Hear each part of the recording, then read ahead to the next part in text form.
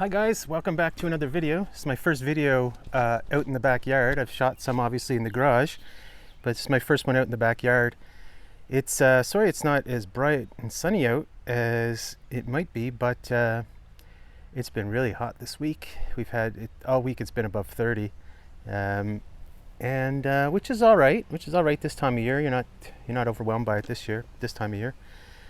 This video is brought to you by Off Deep Woods. Just kidding. But you need that if you're going to sit outside here in May, June, black fly season.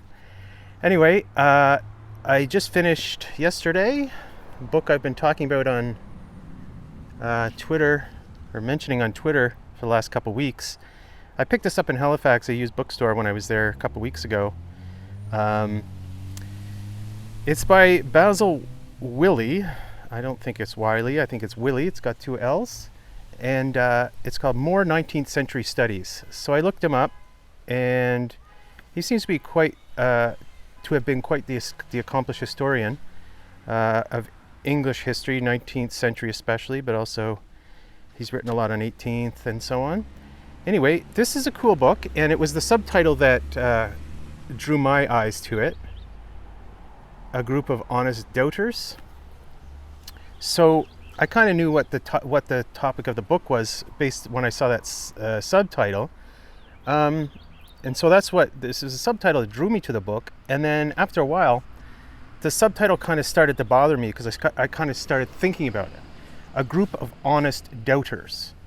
I know what it's meant to convey is that someone can doubt religion, in this case Christianity, or the existence of God, and be a good person. But it's kind of like saying a good black person. Why are we assuming? Why do we need to specify good black person? So why do we need to specify honest doubter? Yeah, sure. There's lots of people who, not lots, but there's some people, you find them in universities, who think their atheism is noteworthy, and think it makes them intelligent. These are the type of people that have Darwin fishes at the back on bumper stickers on their cars. But I think there's no reason to assume that a doubter would be dishonest.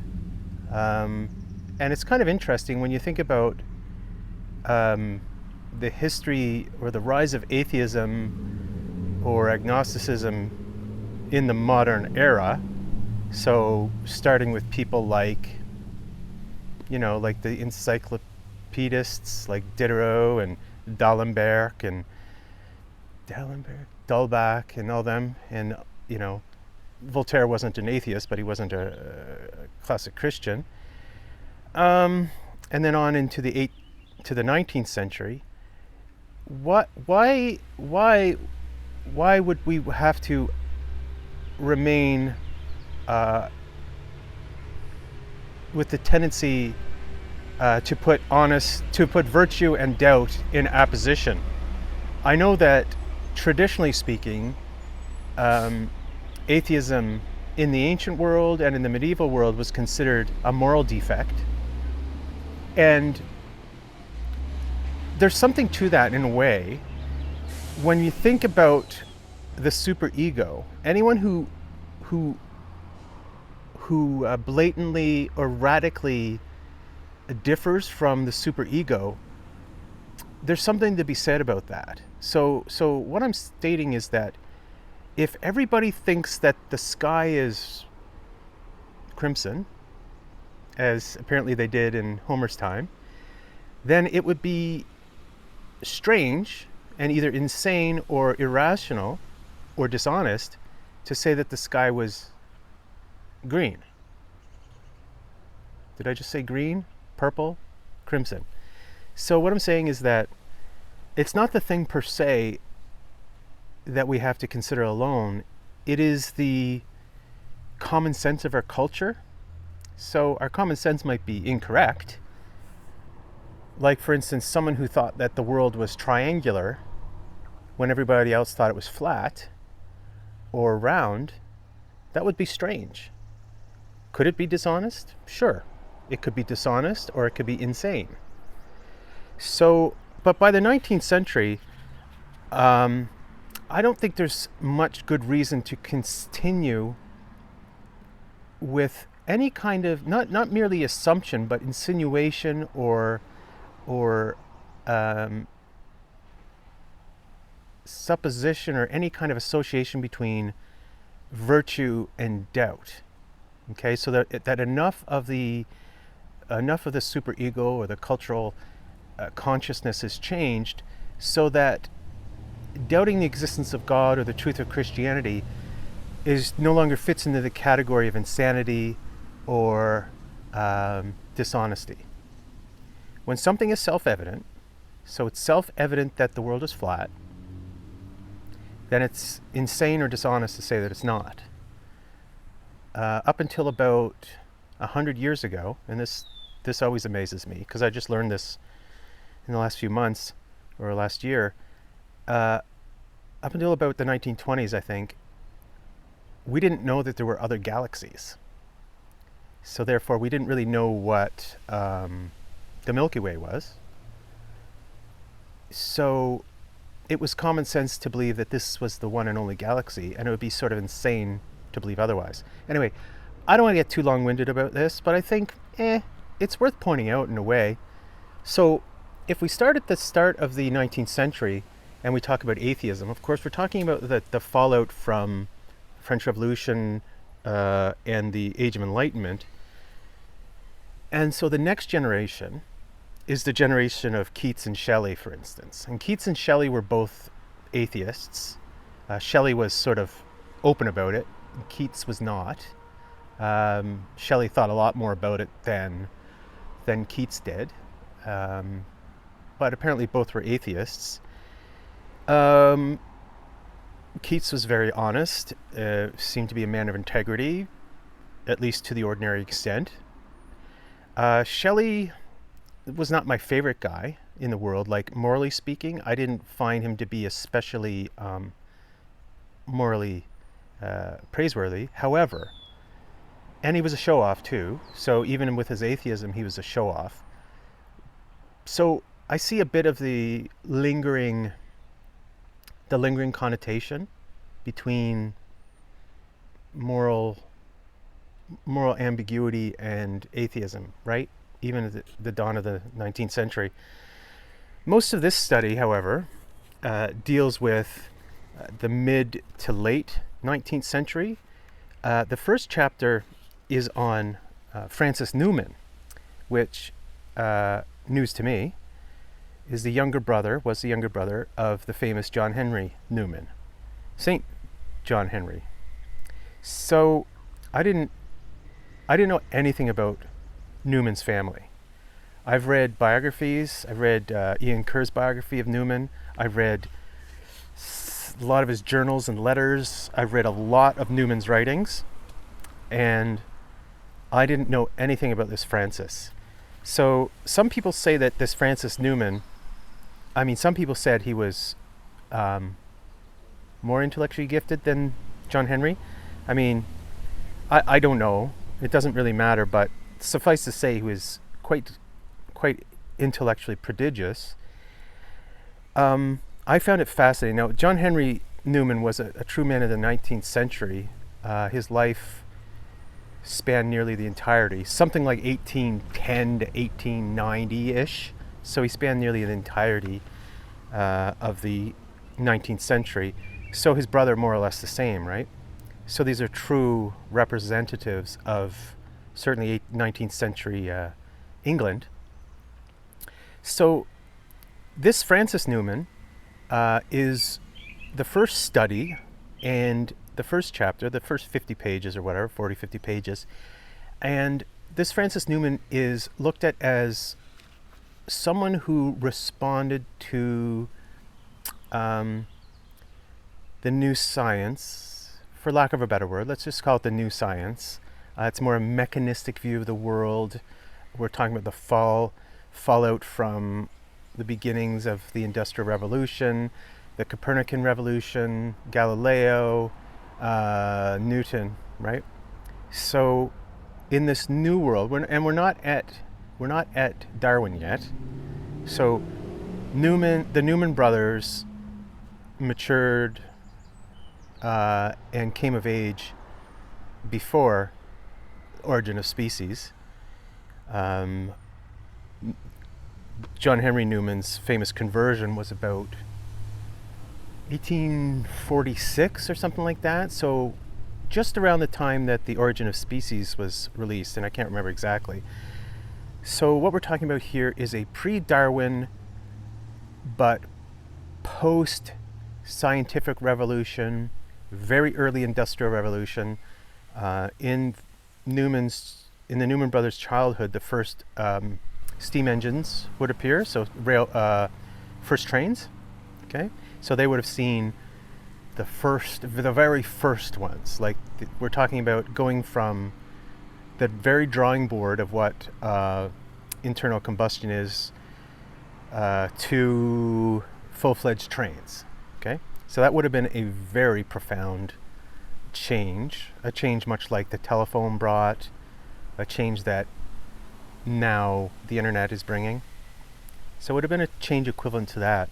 So, as many people have pointed out, the invention of technology conduces to a different kind of ratiocination.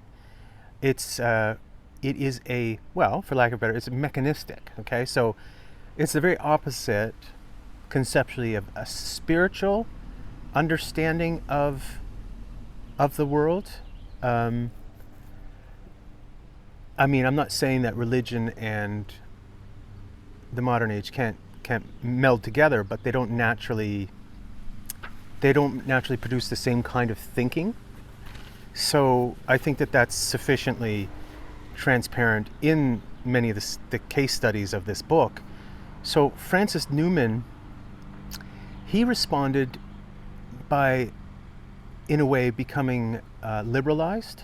And I know that's an ambiguous term too, but he went from sort of the high classic Anglicanism in which they were raised to something that we would call maybe liberal Protestantism, which is less caught up in the dogmas and doctrines, especially doctrines like original sin, and more interested in Christianity as a spirituality, for lack of a better words. I think that conveys enough of the thrust here.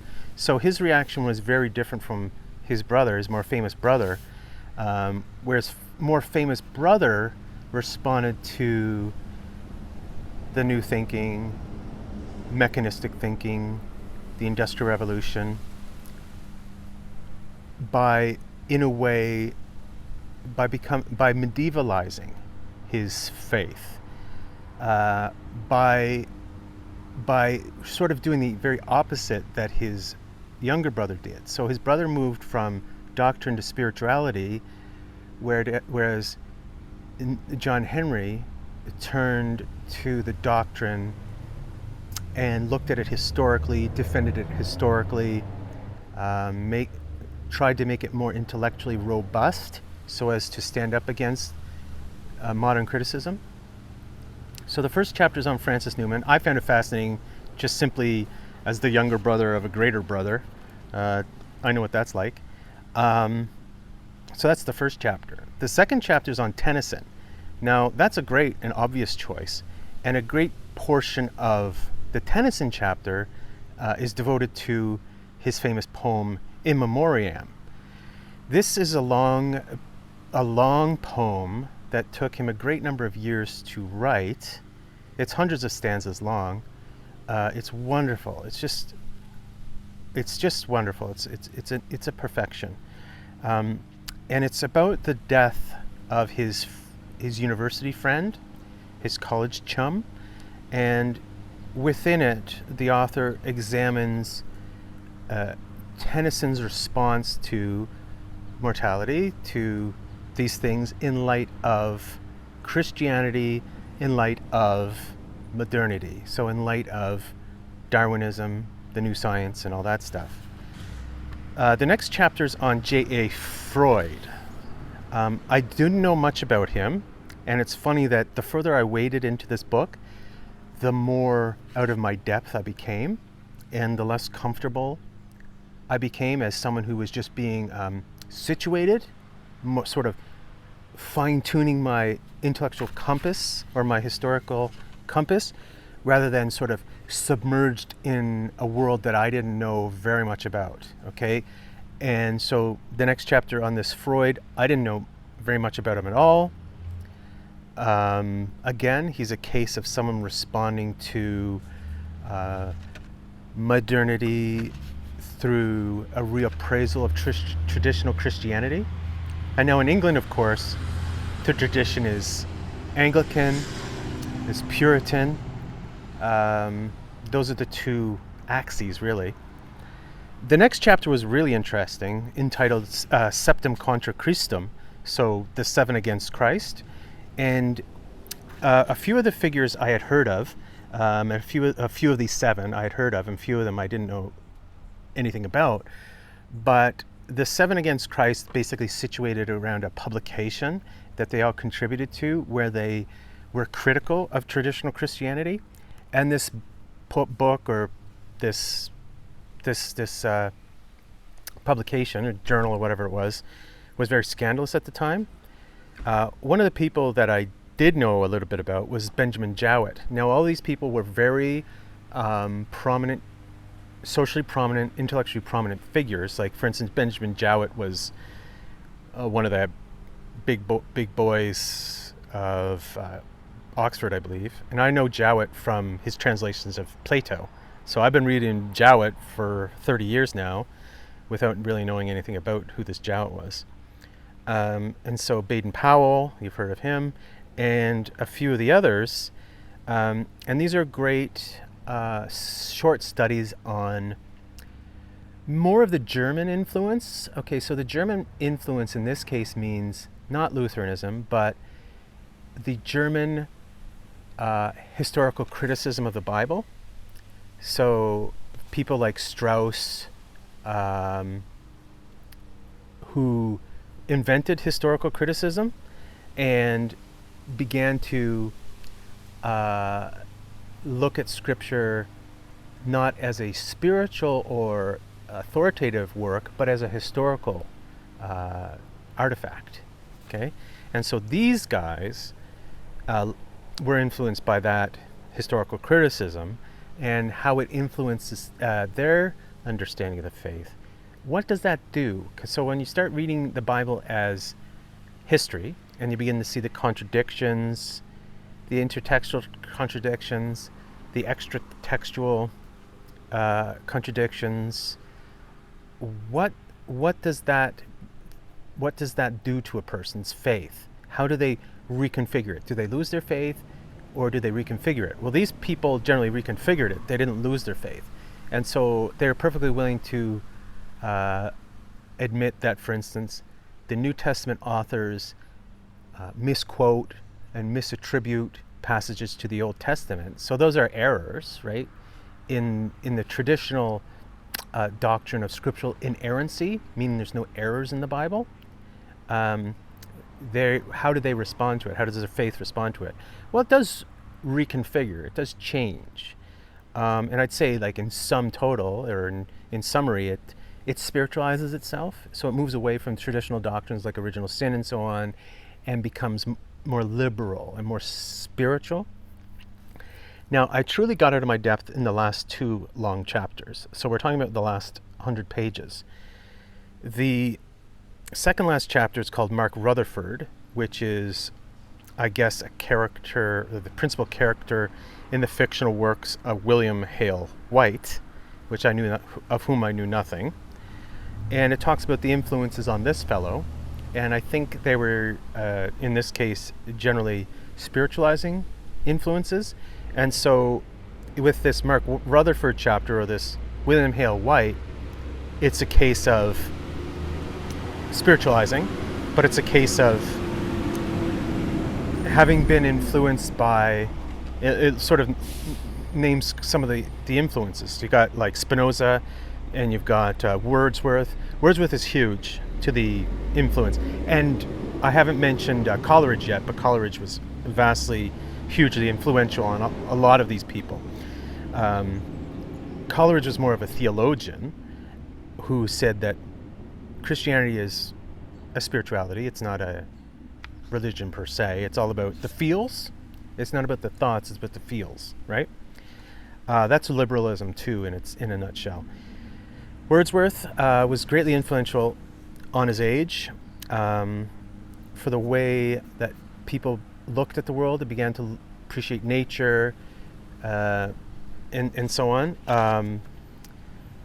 There's a little chapter called "The Stars," and so this influence on this author, William Hale White, that is part of the nature, being affected by nature, being alerted to the scientific discoveries that space is far vaster than we had thought, and so on.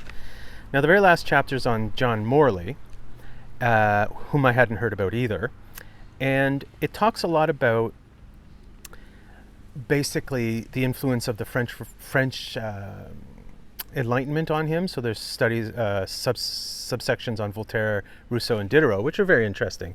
And in a nutshell, how John Morley was impacted was he sort of had the insight that we have to look at the past not as necessarily authoritative and definitive, like, say, for instance, John Henry Newman did, but we have to also not look at the past as foolish. And that's what a lot of the reaction of the 19th century has been, was that the past was stupid, superstitious, anti-rational, all these things. Whereas this John Morley had a better idea that we have to take the good things from the past as well as move beyond in a certain sense. The second last subsection of that chapter is called "On Compromise," so I think that basically summarizes that kind of approach there. So is this a good book? Yeah, it's very interesting.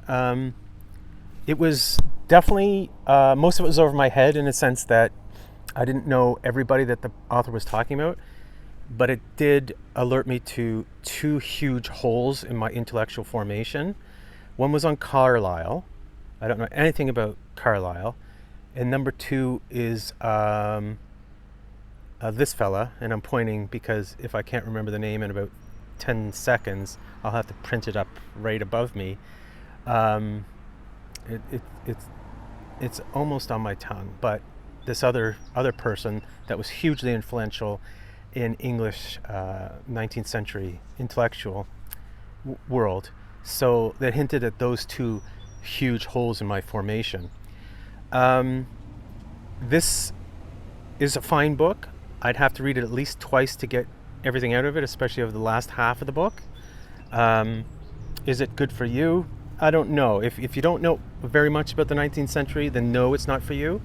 If you know a great deal, then yeah, this will really be good to fill in some things and to make you think, right? My battery's about to die in this computer. Thanks very much for watching. And I'm now going to crack open Persuasion.